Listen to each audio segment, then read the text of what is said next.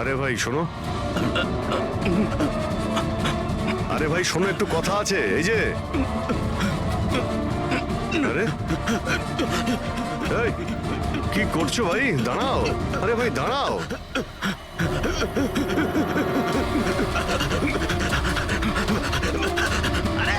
আমি কিছু করিনি, আমার কাছে কোনো টাকা পয়সা নেই, আমি কোনো কিছু চুরি করিনি, আমি একজন ভিখারি। আরে ছেড়ে না আমাকে। ল্যাংড়া সাজার নাটক করছিস? তুই জানিস ল্যাংড়াদের কতটা কষ্ট হয়? আরে কতবার করে বলবো, আমার কাছে কিছু নেই, আমি রাস্তার ভিখারি, আমি সত্যি বলছি। এই, তুই সেদিন ইচ্ছে করে লাল গাড়ির সামনে পড়েছিলি না? কোন লাল গাড়ি? আমি কোনো লাল গাড়ির সাথে আসেনি তো। স্যার এটা কি গুন্ডামি হচ্ছে? আপনি ওকে ছেড়ে দিন, এটা কিন্তু ঠিক হচ্ছে না, আমি বলে দিচ্ছি কিন্তু। এই, সর। আমি সিআইডি থেকে। আরে আমি কোথায় পালাচ্ছিস? ভদ্রভাবে বলে দে, না হলে আমি রেগে গেলে কিন্তু এর ফল খুবই খারাপ না হবে। স্যার, আপনি যদি সত্যি সিআইডির লোক হন, আমি সব বলছি। একটা লোক আমাকে টাকা দিয়েছিল এসব করার জন্য, আর ও বলেছিল যে যখনই একটা লাল গাড়ি আসবে তার সামনে পড়ে যেতে, তাই আমি করেছিলাম স্যার। তুই কি করে জানলি যে লাল গাড়ি কখন আসবে? ওই ছাদে একটা লোক দাঁড়িয়ে আমাকে ইশারা করছিল, ওই রকমই। ও যে ইশারা করবে আমি তখনই লাল গাড়ির সামনে উল্টে পড়ে যাব। প্ল্যান ছিল স্যার। জানিস একটা মহিলার খুন হয়ে গেছে তোর এই প্ল্যানের জন্য? সাহেব আমাকে ক্ষমা করে দিন, দেখুন আমি রাস্তার একজন ভিখারি। ঠিক আছে, তুই এটা বল, ওই লোকটা দেখতে কেমন ছিল? ওই স্যার, ও হেলমেট পরেছিল, মোটরসাইকেলে এসেছিল, আমি তো ওর মুখটা দেখতেই পাইনি। আরে ভাই কিছু তো দেখেছিলি, কিছু তো শুনেছিলি। ওর একটা ফোন এসেছিল, ফোনে বলছিল যে তাড়াতাড়ি দেখা করতে এসো, আর উত্তরে বললো যে আমি ওখানে পৌঁছচ্ছি। কোথায় কোথায় পৌঁছতে বলছিল, তোর মনে আছে কিছু? হ্যাঁ, মনে পড়েছে, ভান্ডুপ মিল। ভান্ডুপ মিল, ভান্ডুপ মিল। আচ্ছা ঠিক আছে, ঠিক আছে, ফিরে এসো, আমি স্যারকে ইনফর্ম করছি। Okay sir. হ্যাঁ অভিজিৎ ভান্ডব মিল থেকে ফিরে আসছে। ও বলছে যে মিল একদম ফাঁকা পড়ে আছে, কোনো প্রমাণই ওর হাতে পড়েনি। খুনি তো ওখান থেকেই পালিয়ে গেছে। হতে পারে অভিজিৎ পৌঁছানোর আগেই ওখান থেকে ও পালিয়ে গেছে। পঙ্কজ। হ্যাঁ স্যার। পঙ্কজ একটা কাজ করো, যখন সুচির গুলি লেগেছিল ঠিক ওই সময়ে ওই এরিয়াতে কতগুলো মোবাইল অ্যাক্টিভ ছিল খোঁজ নাও।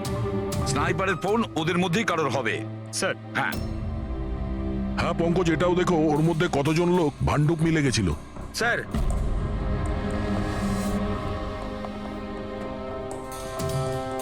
স্যার এ হলো শৈলী, এনজিওর অ্যাকাউন্টেন্ট। সুচি একটা এনজিওতে কাজ করত, ও ওখানে একজন অ্যাকাউন্টেন্টের পর্দা ফাঁস করে দিয়েছিল। আর এ হলো পৃথ্বী, যার বিরুদ্ধে সুচি রিপোর্ট লিখিয়েছিল। সুচি পুলিশে কমপ্লেনও করেছিল ওর বিরুদ্ধে, কিছুদিনের জন্য জেলেও গেছিল। আপনারা কি করে ভাবলেন যে সুচির মৃত্যুর জন্য আমি দায়ী? হ্যাঁ স্যার, আমিও তো এমন কিছুই করিনি, আমি তো কারোর মার্ডার করিনি স্যার। শেলি তোমার চাকরি চলে গেছিল সুচির জন্যে, আর তারপর থেকে তোমার এখনো পর্যন্ত কোনো চাকরি পাওইনি। ধার করে করে সংসারে খরচা চালাচ্ছ তুমি। হ্যাঁ, আর পৃথ্বী, এক সপ্তাহ তুমি জেলে ছিলে, নিজের এরিয়াতে তোমার খুব বদনাম হয়েছে, তাই তো? তো তো কি হয়েছে? যদি আমার কোনো বদনামের ভয় থাকতো তাহলে বাড়ি বদলে নিতাম, কারণ মার্ডার করতে যাবোই বা কেন আমি? আর স্যার এমনটা নয় যে আমি কোথাও চাকরি পাচ্ছি না, বলতে পারেন আমি আমার মতো কোথাও চাকরি পাচ্ছি না, এই জন্য আমি কোথাও জয়েন করছি না। আপনাদের আশুতোষ আর তার নতুন স্ত্রী, তাকে এসব প্রশ্ন করা উচিত। ওদের জীবন সুখী নয়, কিন্তু সবাইকে দেখিয়ে বেড়ায়। আশুতোষ তো সুচির কাছে ফিরে যেতে চাইছে, হয়তো ও নতুন স্ত্রীকে নিয়ে খুশি নয়, তাই। আর স্যার সুচির না ওর ভাইয়ের সাথেও বনিবনা ছিল না, সব সময় না ফোনে ঝগড়া করতে থাকতো। আচ্ছা, আর কি ব্যাপার নিয়ে ঝগড়া হতো এদের দুই ভাই বোনের মধ্যে? আসলে স্যার দিনেশ আশুতোষকে হুমকি দিয়েছিল ও সুচির থেকে দূরে থাকার জন্য, হয়তো সুচির এটা পছন্দ হয়নি। আর স্যার ও আমাকে আর একটা কথা বলেছিল, মেয়েকা হিংসে করে ওর আর আশুতোষের মেলামেশায়। 100% মনে হয় এদের মধ্যেই কেউ একজন ওকে মার্ডার করেছে। হ্যাঁ স্যার। আচ্ছা ঠিক আছে, যেতে পারো তোমরা দুজন, কিন্তু একটা কথা ভালো করে মনে রাখবে, যতক্ষণ না আমাদের ইনভেস্টিগেশন শেষ হচ্ছে তোমরা শহর ছেড়ে বাইরে যাবে না। এই কেসে কারোর কথার উপর ভরসাই করতে পারছি না স্যার। মনে হচ্ছে সবাই মিথ্যে কথা বলছে। হ্যাঁ, সে যেই হোক খুব বড় প্ল্যানিং করেছিল। প্রথমে ভিখারিকে টাকা দিয়েছে, একটা ওয়াচম্যানকে হায়ার করেছে, আর তারপরে স্নাইপারকে হায়ার করেছিল। আর ঠিক সময় আসতেই ও সূচিকে গুলি করে মারে। স্যার, হ্যাঁ, স্যার যে সময় ওর ওপর গুলি চালানো হয়েছিল স্যার, তখন ব্রিজের আশেপাশে 2000 লোকের মোবাইল অ্যাক্টিভ ছিল। তাহলে ওই সময় কোন মোবাইল ফোন পাণ্ডু মিলের দিকে গিয়েছিল? একটা নাম্বার গিয়েছিল, কিন্তু সেটা প্রাইভেট নাম্বার, তাই ট্র্যাক করতে পারিনি। আর কি বলতে পারো এই নম্বরের ব্যাপারে? এটাই স্যার, ওটা মিল অব্দি গেছিল কিন্তু দাঁড়ায়নি। ওটা সোজা কামরি ব্রিজের দিকে চলে গেছিল, আর ওখান থেকে সিগন্যাল পাওয়া যাচ্ছিল না। কামরি ব্রিজ? স্যার বিবেকের লাশটাও তো আমরা ওখানেই পেয়েছি। এটা কোনো কোইন্সিডেন্ট হতে পারে না? রাজস্থানে বিবেকের বাড়িতে ফোন করি। ওর ব্যাপারে পুলিশ কি ইনফরমেশন জোগাড় করলো জানতে হবে। দয়া, এই বিবেকও তো খুনি হতে পারে। কেউ বিবেককে খুন করে দিয়েছে? একজন খুনির খুন? অনেক কিছুই হতে পারে ফেডরিক, এই কেসে অনেক কিছু হতে পারে।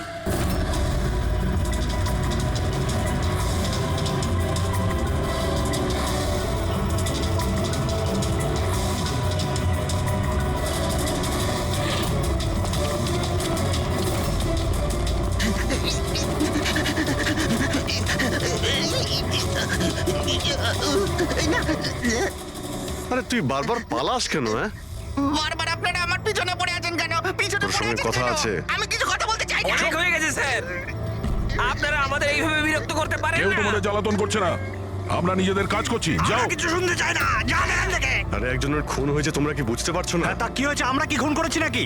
হ্যাঁ, আমরা গরিব মানুষ, ভিক্ষা করে খাই, তার মানে কি আপনারা আমাদের উপর দোষ দিয়ে দেবেন? হ্যাঁ, দেখুন না।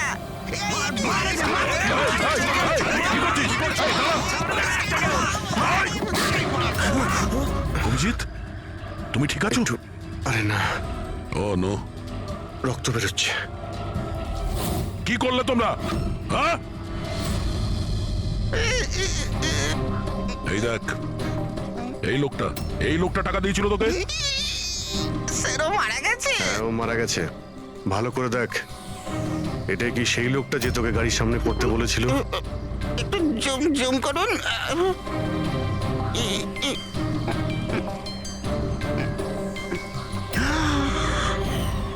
এমন ঘড়ি তো ও পড়েছিল।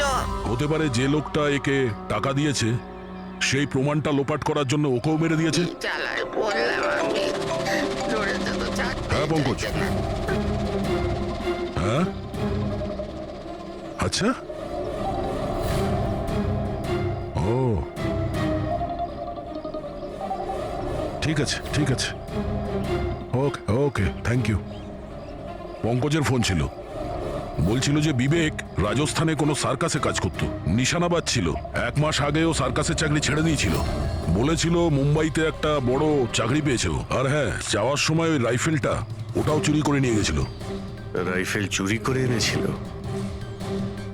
হয়তো সুচির সুপারি নিয়ে এখানে এসেছিল, আর দোকানে এই জন্য কাজ করতো যাতে ওকে কেউ সন্দেহ না করে। হ্যাঁ, আর এই পুরো ষড়যন্ত্রের যে মাস্টার মাইন্ড, সে নিশ্চয়ই রাজস্থানে গেছিল বিবেককে সুপারি দেওয়ার জন্য। কে হতে পারে এই মাস্টার মাইন্ড, যাকে চোখের সামনে দেখেও ধরতে পারছি না?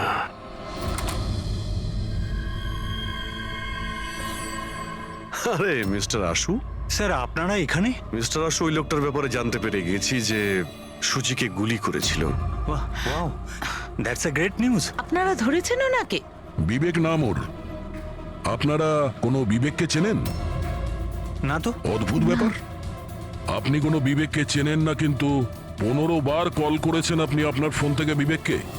কি বলছেন? আমি যখন বলছি কোনো বিবেককে জানিই না, তাহলে তাহলে আমি ওকে ফোন কেন করবো স্যার? শুধু এটাই নয়, ওর সঙ্গে দেখা করতে তুমি রাজস্থানেও গিয়েছিলে। সার্কাসে ওর গুলি চালানোর ক্ষমতাটা দেখে তোমার এত পছন্দ হয়েছিল যে সুচিকে মারার কন্ট্রাক্টও দিয়ে দিয়েছিল ওকে। 1 মিনিট স্যার, 1 মিনিট। এটা সত্যি যে একটা বিজনেস ট্রিপের জন্য আমি রাজস্থান গিয়েছিলাম, কিন্তু আমি কোনো সার্কাসে যাইনি স্যার। আর আমি যখন কোনো বিবেককে চিনি না, তো তাকে ফোন কেন করবো? তাহলে কি তোমার এই ফোন রেকর্ড মিথ্যে কথা বলছে? স্যার এটা হতে পারে কি আমার ফোন থেকে অন্য কেউ ওকে ফোনটা করেছে আমার না থাকার সুযোগে। আচ্ছা, তাহলে কি আপনি আপনার ফোন যে কোনো জায়গাতে ফেলে রাখেন নাকি? না স্যার, হ্যাঁ ডক্টর। আচ্ছা ঠিক আছে ডক্টর। ওকে ডক্টর। ডক্টর সালুখের ফোন ছিল, আমাদের ফরেন্সিক ল্যাবে যেতে বলেছেন আশুতোষকে নিয়ে। বস, মেয়েটা এইখানে বসেছিল এই সিটে, আর এই অংশটা হচ্ছে সিটের পেছনের দিকটা, আর এটা হচ্ছে লিভার যার দ্বারা সিটটা আগে পিছিয়ে হয়, আর এই লিভারটাকে জাম করে দেওয়া হয়েছিল। এই দেখো। লিভার জাম করে দিয়েছে? হ্যাঁ তাই তো। বাস এইটুকুই স্যার, সেই জন্য আপনি আমাদেরকে ডেকে আনলেন? পঙ্কজ, তুমি একটু আমার কথাটা শোনো। সূত্র এইটা নয় যে লিভারটা আটকে দেওয়া হয়েছে, সূত্রটা এই যে এটাকে জেনে বুঝে আটকে দেওয়া হয়েছে। কিন্তু স্যার কেউ জেনে বুঝে সিটটাকে খারাপ করবে কেন? এটাও তো আমরাও ভাবছিলাম।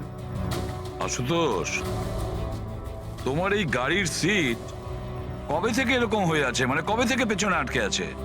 স্যার পরশু রাত অবধি তো ঠিক ছিল, কিন্তু কাল সকালে যখন বেরোলাম তখন রিক্লাইন কাজ করছিল না। আমার হাতে ঠিক করার মতো অত সময় ছিল না বলে এমনি বেরিয়ে গেলাম। ডক্টর সালুখে, সিটটা খারাপ হওয়া এই কেসটার সাথে কি সম্পর্ক?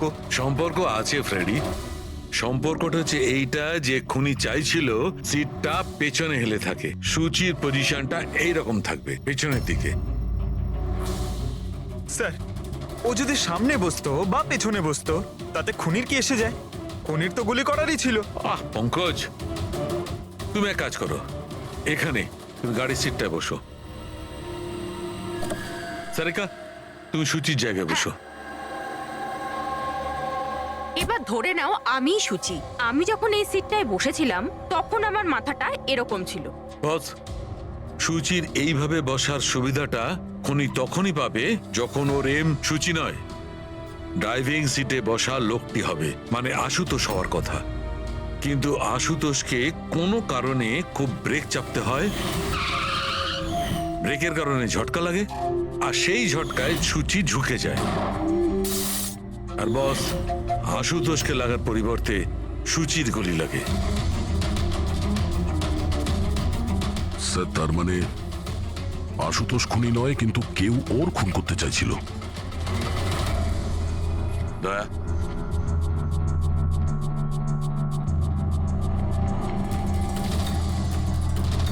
আশুতোষ, হ্যাঁ স্যার। তুমি একটা কথা বলো, তোমার কি কোনো শত্রু আছে? এমন কোনো শত্রু যে তোমাকে প্রাণে মেরে ফেলতে চায়? ভেবে চিনতে বলো, ভাবো। না স্যার, আমার কারোর সাথে কোনো শত্রুতা নেই। না আশুতোষ, কেউ তো নিশ্চয়ই হবে যে তোমাকে প্রাণে মেরে ফেলতে চায়, তোমার সিটের লিভারটা জাম করে দিয়েছে। না স্যার, এটা তো হতেই পারে না, কারণ এই গাড়িটার একটাই মাত্র চাবি, আর সেটা সবসময় আমার কাছেই থাকে। আমি তো কিছুই বুঝতে পারছি না আমি স্যার, যে এসব কি করে হলো। কোনো ব্যাপার নয় আশুতোষ, ও যেই হোক না কেন আমরা খোঁজার চেষ্টা করব যে কে তোমাকে মারার চেষ্টা করছে। ঠিক আছে, চলো যাই, চলে এসো। হ্যাঁ স্যার। স্যার স্যার, আমরা আশুতোষকে ছেড়ে দিলাম কেন? খুনি যদি আবার ওর উপর আক্রমণ করে তাহলে? দেখে যাও তুমি পঙ্কজ, এবার আমরা আশুতোষের প্রতিটা মুভমেন্ট ট্র্যাক করব, সব কথা আমরা শুনতে পাবো। স্যার, সেটা কিভাবে? দয়া যে ট্রান্সমিটার বাগ লাগিয়ে দিয়েছে।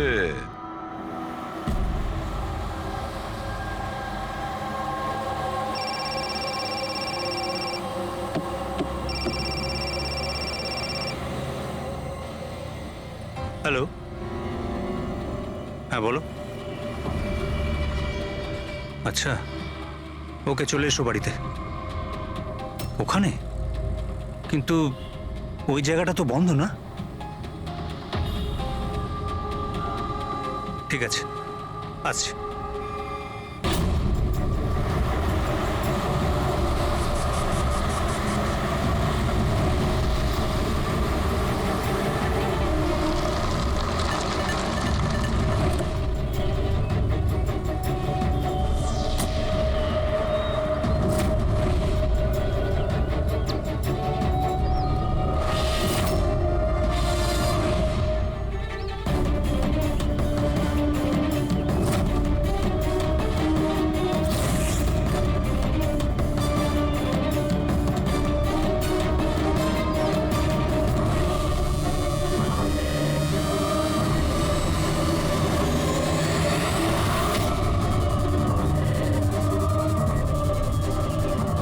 এটা কি করছো?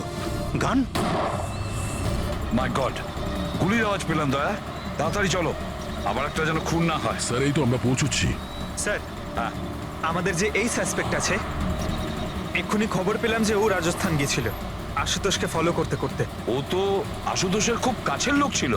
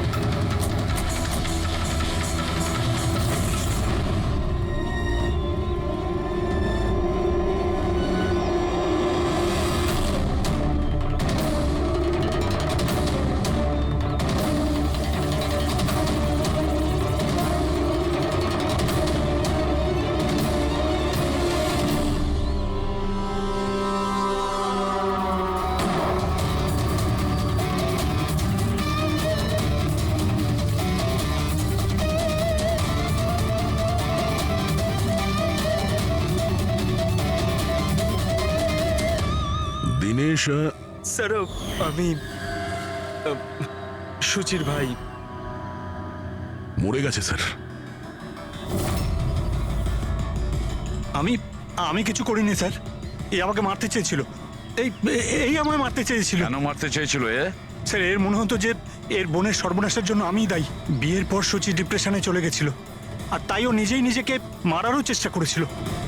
আর এই সমস্ত আমি কিছুই জানতাম না স্যার, একদমই জানতাম না। আর আমার এই না জানার কারণেই এই দুজনের মৃত্যুর কারণ আমি হয়ে গেলাম স্যার। এটা সম্পূর্ণ না জানার কারণে। পঙ্কজ, একে ছায়া নিয়ে বসাও, পেডিক ফরেন্সিক ল্যাবে পাঠিয়ে দাও।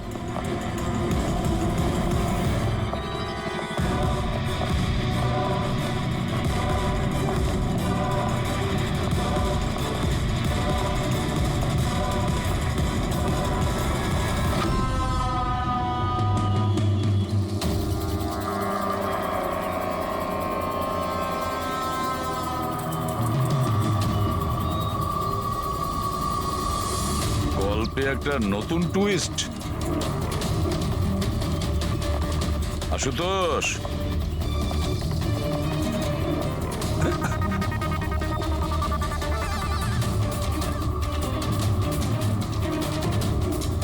এটা কি চেনো?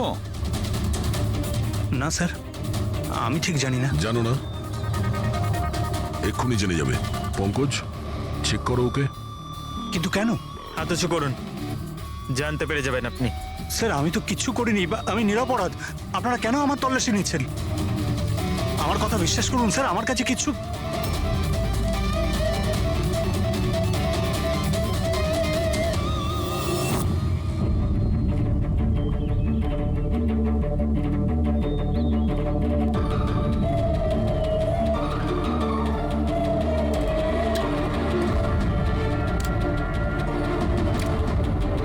স্যার এই নিন ও, রাবার বুলেটস।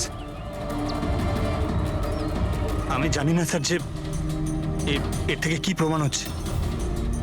কি প্রমাণ হয়? হ্যাঁ, তুমি এই বন্দুক দিয়ে দিনেশের খুন করেছো, আসল বুলেট দিয়ে। হ্যাঁ, তাহলে এই গানটা কি করে এলো তোমার কাছে? আর ওই নকল রাবার বুলেট, ওটা কি করে ফায়ার হলো আর কখন? স্যার প্ল্যান আমিই করেছিলাম। A to Z পুরো প্ল্যান আমার। সুচির মৃত্যু, দিনেশের মৃত্যু, আর ওই প্ল্যানটাও এই জন্য যে আপনাদের মনে হয় যে সুচির মৃত্যুটা ভুল করে হয়েছে, কিন্তু আসল টার্গেট আমিই ছিলাম। আর আপনাদের সন্দেহ যাতে দিনেশের উপর যায়। কিন্তু সমস্ত প্ল্যানটা নষ্ট হয়ে গেল, সবকিছু জ্বলে গেল। কেন মেরেছো তুমি সুচিকে? সুচিকে মেরে তুমি কি পেলে? সুচি আমার মেয়ে রুহিকে নিয়ে চিরকালের জন্য দেশ ছেড়ে চলে যেতে চেয়েছিল, আর এই কথাটাও আমার কাছে লুকিয়েছিল। আপনারাই বলুন স্যার, আমার একমাত্র মেয়েকে নিজের থেকে দূর কিভাবে করতে দিতাম? আর সেই জন্য তুমি বিবেক মানে একজন শার্প শুটারকে টাকা দিয়েছো নিজের স্ত্রী সূচিকে মেরে ফেলার জন্য, আর যেই ও তোমার কাজ শেষ করেছে ওকেও মেরে দিয়েছো। তুমি দিনেশকে কি এমন কথা বলেছিলে যে ও মারার জন্য তোমাকে এখানে চলে এলো? আমি আমার ওয়াইফকে দিনেশের কাছে পাঠালাম। কি? হ্যাঁ দিনেশ, আমি এক্ষুনি জানতে পারলাম যে আশুতোষই তোমার বোনকে মেরেছে, আর ও তোমাকেও মারতে চায়। না না, আমি ওকে ছাড়বো না, মেরেই ফেলবো আমি ওকে। দিনেশ, পাগল হয়ে গেছো নাকি? খুন করবে তুমি? ও আমার বোনকে মেরে ফেলেছে, আমি ওকে ছাড়বো না। আমার বোনকে এভাবে মেরে ফেলার আগেও একবারও ভাবলো না। না, যাই হয়ে যাক না কেন আমি ওকে ছাড়বো না, দিনেশ, আমি ওকে কিছুতেই দিনেশ, ছাড়বো না। দাঁড়াও, আমার কথা শোনো। আর সুযোগ পেয়ে ওর বন্দুকটা বদলে দিল। তাহলে দিনেশ তোমার উপর যে গুলিটা চালাচ্ছিল সেটা নকল ছিল? হ্যাঁ, মারপিটের সময় আমি ওই গানটা বদলে দিয়েছিলাম, যাতে আপনাদের মনে হয় কি আত্মরক্ষার জন্য আমি দিনেশকে মেরেছিলাম, আর আপনাদের সামনে আমি নিরপরাধ বলে সাব্যস্ত হই। কি রেখে গেলে তোমার ছেলের জন্য? না মা না বাবা। ওই সন্তানকে পাওয়ার জন্য তুমি ওরই মাকে মেরে ফেলেছো, আর এই অপরাধে তুমিও আজীবন জেলের গড়াদের পেছনে থাকবে। বলো আশুতোষ, কি পেলে তুমি নিজের ছেলেকে এভাবে অনাথ করে? কি পেলে?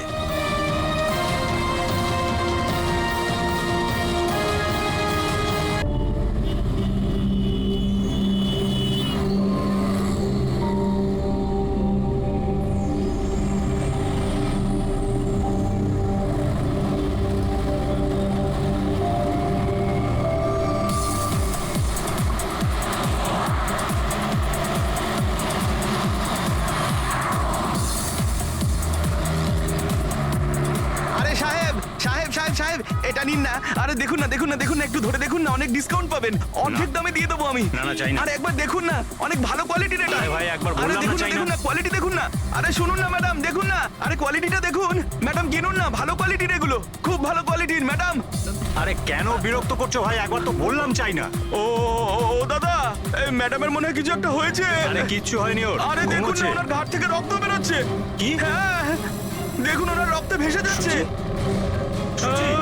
ওই যে, সুচি? ওই দেখুন দেখুন, ওই যে সুচি?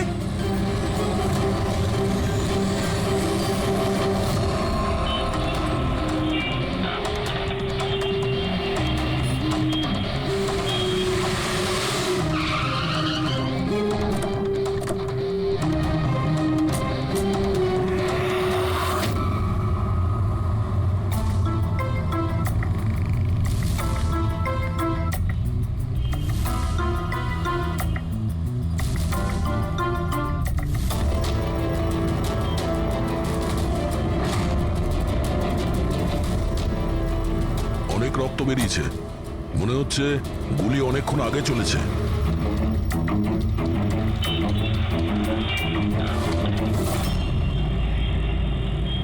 এসব কি করে হলো মিস্টার আশুতোষ। আচ্ছা, আর এনার নাম কি? ইনি আমার স্ত্রী সুচি, মানে বলতে চাইছি আমার ex wife Suchi. Ex wife?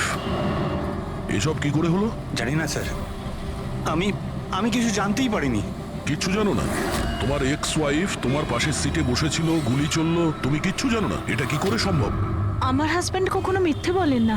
উনি যখন বলছেন উনি জানেন না, আই এম শিওর যে উনি কিছু জানেন না। আপনি আমি মিহিকা, ওনার প্রেজেন্ট ওয়াইফ। মিস্টার আশুতোষ, যখন সুচির গুলি লাগে আর পিছনের কাঁচটা ভেঙে যায় তখন নিশ্চয়ই শব্দ হয়েছিল, আর আপনি আমাদের বলছেন আপনি কিছুই জানেন না। আসলে গাড়ির মধ্যে খুব জোরে মিউজিক সিস্টেম বাজছিল আর সুচি ঘুমিয়েছিল। আমি কিচ্ছু বুঝতে পারিনি। ওই লোকটা কিছু জিনিস বিক্রি করতে এসেছিল। ও যখন আমাকে বললো তখন আমি বুঝতে পারলাম কি সুচি। গাড়িতে মিউজিক চলছিল আর সুচি ঘুমিয়ে পড়েছিল। অদ্ভুত, প্রায়শই লোকেদের ঘুম একটু আওয়াজেই ভেঙে যায়, আর এত লাউড মিউজিকে সুচি ঘুমোচ্ছিল। স্যার, আপনাদের কথা থেকে বোঝা যাচ্ছে যে আপনারা আমাকেই সন্দেহ করছেন। স্যার, আমি এটা কেন করব? সুচি আর আমার ডিভোর্স নিশ্চয়ই হয়েছিল, কিন্তু আমরা ভালো বন্ধু ছিলাম আর আমাদের যোগাযোগও ছিল। আপনি দিনেশকে জিজ্ঞাসা করে নিন। দিনেশ?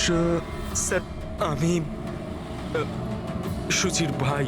ও ঠিকই বলছে স্যার, ডিভোর্সের পরেও ওর আর সুচির মধ্যে খুব ভালো সম্পর্ক ছিল, কখনো কোনো ঝামেলা হয়নি।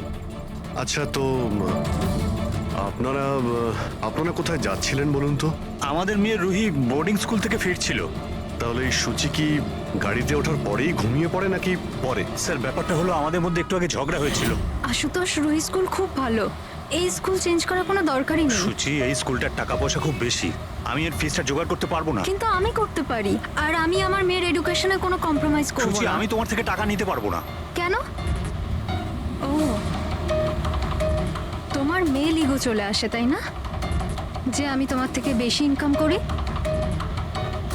জানো, আমাদের ডিভোর্সের কারণ এটাই, যে একটা মেয়ে একটা ছেলের থেকে বেশি ইনকাম করে। সাফল্যটা মনের ব্যাপার, এটা স্বামী স্ত্রীর প্রতিযোগিতা নয়। তোমার সাথে কোনো তর্ক করতে চাই না, না এই ব্যাপারে কোনো কথা বলতে চাই। রুহি এই স্কুলেই থাকবে।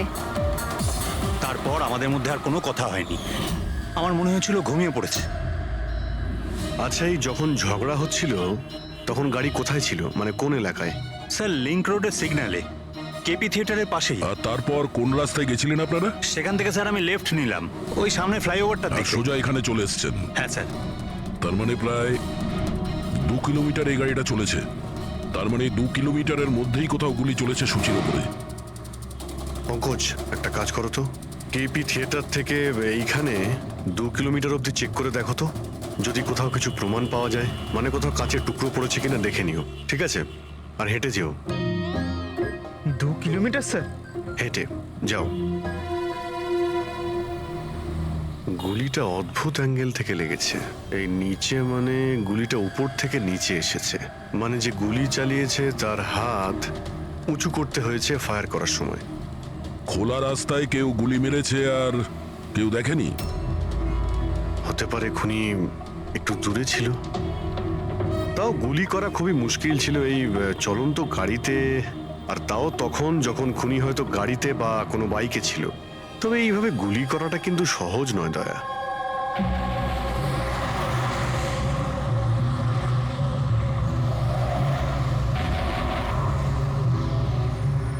রাস্তায় কোথাও গাড়ি দাঁড় করিয়েছিলে তুমি? সিগন্যালে দাঁড়িয়েছিলাম একবার, ব্যাস, আর কোথাও নয়। যদি সিগন্যালেও কেউ গুলি চালায় কিংবা অন্য কোথা থেকেও যদি গুলি চালায়, তাহলে এম করার সময় তো টাইম লাগবে। তাহলে কেউ গুলি মারতে কাউকে দেখলো না কি করে? হ্যালো, হ্যাঁ স্যার, ঠিক আছে স্যার, আমরা পৌঁছাচ্ছি। কি হয়েছে? এসিপি স্যারের ফোন ছিল, আর একটা লাশ পাওয়া গেছে কামরি ব্রিজের নিচে।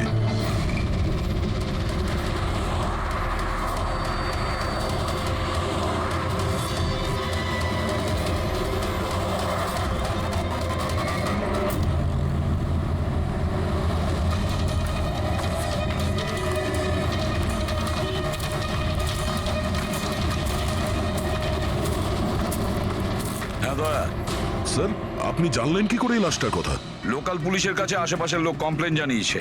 2 ঘন্টা আগেই লাশ দেখেছে। মাথার পিছনে একটা চোট আছে আর পিঠের পিছনেও একটা গুলির চিহ্ন আছে।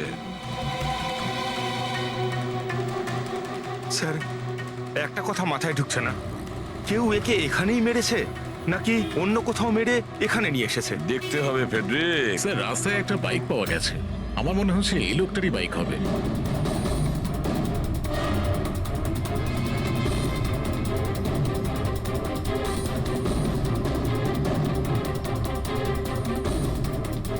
Skid mark.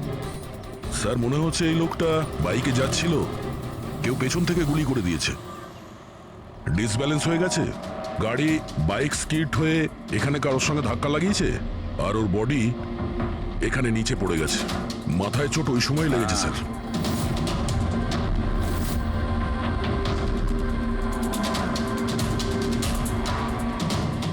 স্যার, কিছুতেই বুঝতে পারছি না এই লোকটা কে, এর কোনো রকম আইডেন্টিফিকেশন নেই।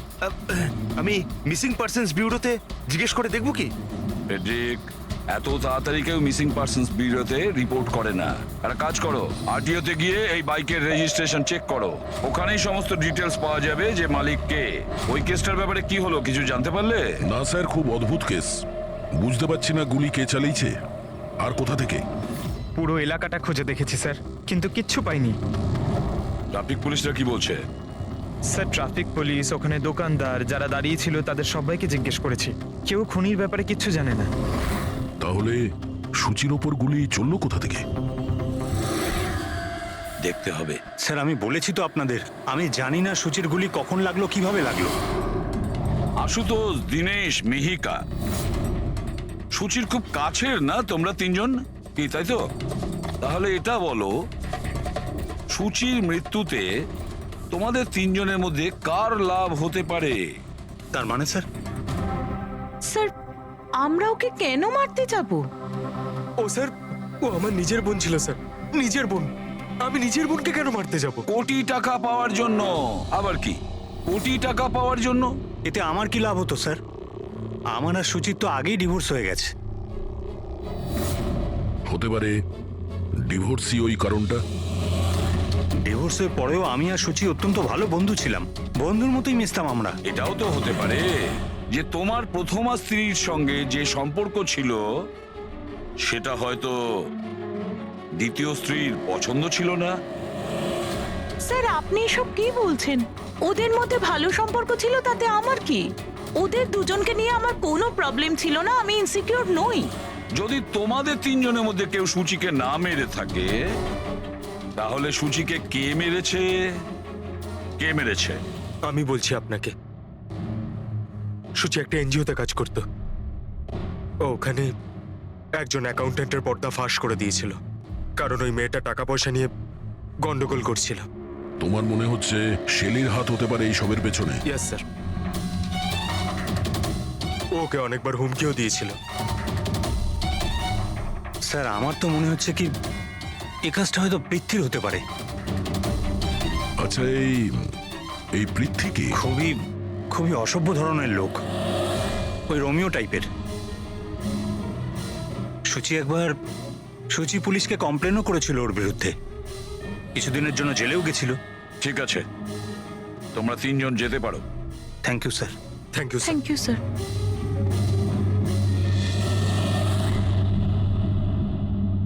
স্যার তিনজনকেই বিশ্বাস হচ্ছে না। এই তিনজনের উপর কড়া নজর রাখো। আর দয়া, স্যার, শেলি আর পৃথ্বী, ওদের দুজনকে বিউরোতে ডাকো। স্যার, হ্যাঁ, আরটিও থেকে বাইকের মালিকের খবর পেয়ে গেছি। স্যার পৃথ্বী আর শেলির ফোন আনরিচেবল আসছে, তাই আমি ফ্রেডিকে বলেছি ওদের মোবাইল ফোনটা ট্রেস করতে। এ তো আমাদের ডেলিভারি বয় বিবেক। স্যার আমাদের বাইক তো ওই চালাতো। স্যার ওকে কে মেরে দিল? সেটা খোঁজারই চেষ্টা করছি। আচ্ছা, এই বিবেকের কারোর সঙ্গে কোনো শত্রুতা ছিল কি? না স্যার, ও তো খুবই সাদাসিধে ভালো ছেলে ছিল। কবে থেকে কাজ করছিল এখানে? গত 1 মাস ধরে রাজস্থান থেকে এসেছিল, খুব পরিশ্রমী ছিল। স্যার ও তো শহরে কাউকে চিনতও না। এ কোথায় যাচ্ছিল ডেলিভারি করতে? কোথাও নয় স্যার, আজ তো ওর ছুটি ছিল, ওই জন্য আমার বাইক নিয়ে ঘুরতে বেরিয়েছিল। আচ্ছা, ওর বাড়ির অ্যাড্রেস দিতে পারবেন? স্যার ওর বাড়ির অ্যাড্রেস তো নেই, ও এই দোকানেই শুতো। আচ্ছা, জিনিসপত্র কিছু? স্যার এই ওর একটা বাক্স আছে। এটা?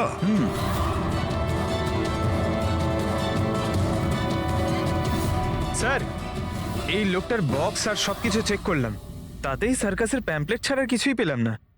হয় ও সার্কাস খুবই পছন্দ করত, না হলে নিজের ফ্রি টাইমে প্যাম্পলেট বানিয়ে টাকা রোজগার করত। এটা এমন একটা মার্ডার যাতে কোনো সাসপেক্টই নেই। আচ্ছা, বিবেকের মতো এই ধরনের গরিব লোকদের মেরে কার কি লাভ হতে পারে? সেটাই তো। আর ওদিকে সূচি, দ্বিতীয় মার্ডার, যারা সন্দেহের তালিকায় অগণিত, তাদের মধ্যে যে কেউ গাড়ির সামনে গিয়ে গুলি করে মারতে পারে সূচিকে। না বস, আই এম সরি বাট আমি তোমার সঙ্গে একমত হতে পারছি না। কোন কথা? সেটা এই যে কেউ একে পাশ থেকে গুলি করেছে। তার মানে? স্যার তার মানে এটা। আরে এটা তো রাইফেলের গুলি। হ্যাঁ স্যার, আর এই গুলিটা সূচির গলায় এই এদিকে এখানটা আটকে ছিল। গুলি রাইফেল থেকে চললে তো অনেক দূর থেকে চালানো হয়েছে। হ্যাঁ একদম ঠিক, দূর থেকেও আর উঁচু থেকেও, এইসব আমি বলছি। এই দেখো বস, 50 ডিগ্রি অ্যাঙ্গেল থেকে সূচিকে গুলি করা হয়েছে। গুলি এখান থেকে এসেছে, কারের কাঁচের জানলা ভেঙেছে আর গিয়ে এর গলায় লেগেছে। এই গুলি যে অ্যাঙ্গেল থেকে চলেছে ডক্টর, কত দূর থেকে চলেছে এই গুলিটা? এই ধরো 70 ফিট দূর থেকে। তার মানে কোনো উঁচু বিল্ডিং থেকে চালানো হয়েছে। সে তৈরি হয়ে বসেছিল বিল্ডিং এর ওপরে গুলি চালানোর জন্য। একটা কাজ করো, ওই এরিয়ার ম্যাপটা বের করো। গুলি গাড়ির বাঁদিক থেকে এসেছিল, আর বাঁদিকে প্রায় অনেকগুলো এরকম বিল্ডিং আর হাই রাইজ টাওয়ার আছে স্যার। যে জায়গায় ওদের দুজনে ঝগড়া হয়েছিল সেখান থেকে সূচির লাশ যেখানে পাওয়া গেছে তার মধ্যে প্রায় 15 থেকে 20টা টাওয়ার আছে। এর মধ্যেই কোনো একটা বিল্ডিং থেকে গুলি চালানো হয়েছে।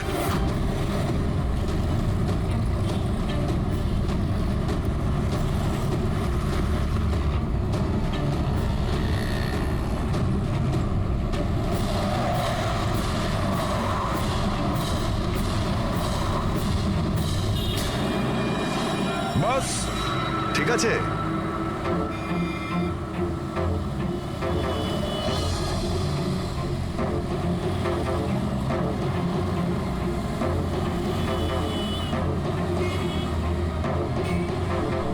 এই অভিজিৎ স্যারের হাতে ওটা কি? মার কাছে ফ্রেডি, ঠিক সেই হাইটে যে হাইটে সূচির গুলি লেগেছিল। আর আমার হাতে এই ডিজিটাল ডিস্টেন্স রিডার আছে। এর থেকে এই লেজার লাইট যদি ওই মার্কেট ঠিক যায় তাহলে তার মানে গুলি এখানে এই বিল্ডিং থেকেই চালানো হয়েছে। সব মাথার উপর দিয়ে গেল। ঠিক আছে, এটা এখনই করে দেখছি। হ্যাঁ দয়া, আমি তৈরি। ওকে অভিজিৎ, একটু ডান দিকে এসো, ডান দিকে। হ্যাঁ ঠিক হালকা আছে।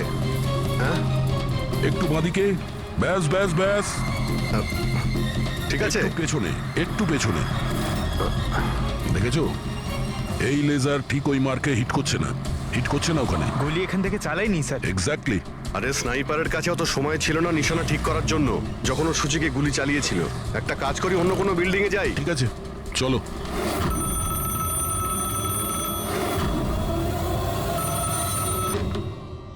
হ্যালো। হ্যাঁ হ্যালো, আচ্ছা এটা কি ফ্যান্টাসি সার্কাস জয়পুর রাজস্থানের অফিস? হ্যাঁ ঠিকই, বলুন। দেখুন, আমি মুম্বাই সিআইডি থেকে এসিপি পদ্মুমান বলছি। আপনার ওখানে কোনো বিবেক নামে কেউ কাজ করতো? হ্যাঁ হ্যাঁ, বিবেককে আমি চিনি তো। ও এই সার্কাসেই কাজ করতো। কেন, কি হয়েছে? কি কাজ করতো বলতে পারবেন আপনি? দেখুন স্যার, আপনার সঙ্গে সারাদিন ফোনে কথা বললে আমার শো ক্যান্সেল হয়ে যাবে। আমি আপনার কথা আমার মালিককে বলে দিচ্ছি, উনি আপনাকে ফোন করে নেবেন। ঠিক আছে? হ্যালো।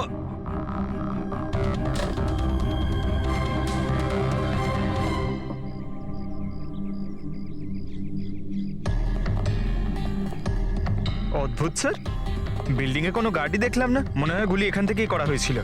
দেখছি। হ্যাঁ অভিজিৎ, রেডি আছো?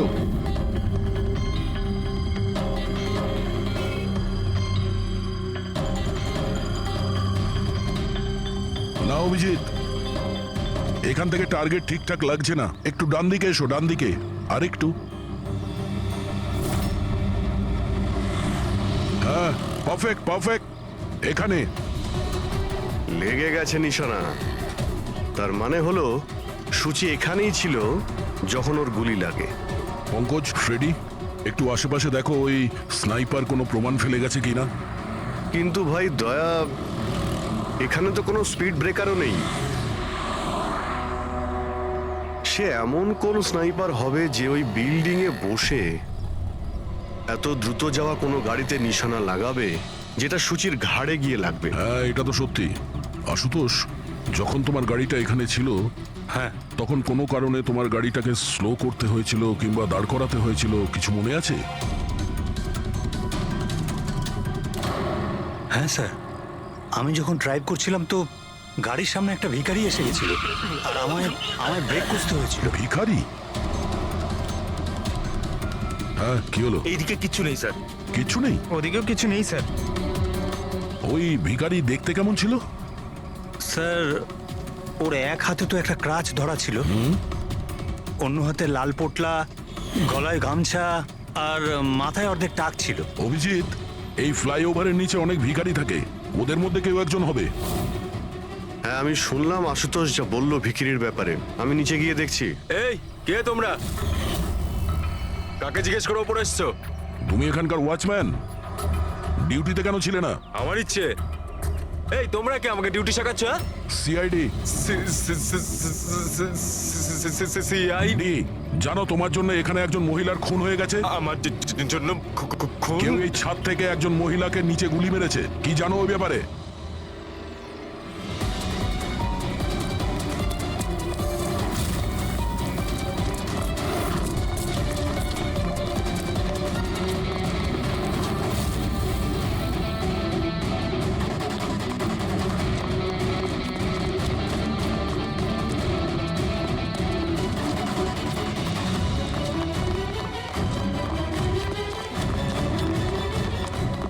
এই দাঁড়া বলছি। স্যার স্যার আমি কিছু করিনি স্যার। স্যার আমাকে ছেড়ে দিন স্যার, আমি কিছু করিনি। কিচ্ছু করিসনি তুই? চল। আমি ভয় পেয়ে গেছিলাম স্যার। কেন ভয় পেয়েছিলি? কি জানিস এই খুনের ব্যাপারে? স্যার আমি টাকা নিয়েছিলাম, কিন্তু এটা বলেনি যে ও কাউকে খুন করতে চলেছে স্যার। কে ছিল ওই লোকটা? আগে কোনোদিনও দেখিনি স্যার।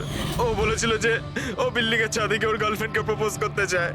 স্যার ও 2 ঘন্টার জন্য 15,000 টাকা দিয়েছিল স্যার। আমি তো এত টাকা 1 মাসেও কামাইনি স্যার কোনোদিনও। স্যার ও হেলমেট পরেছিল আর চোখে চশমাও ছিল।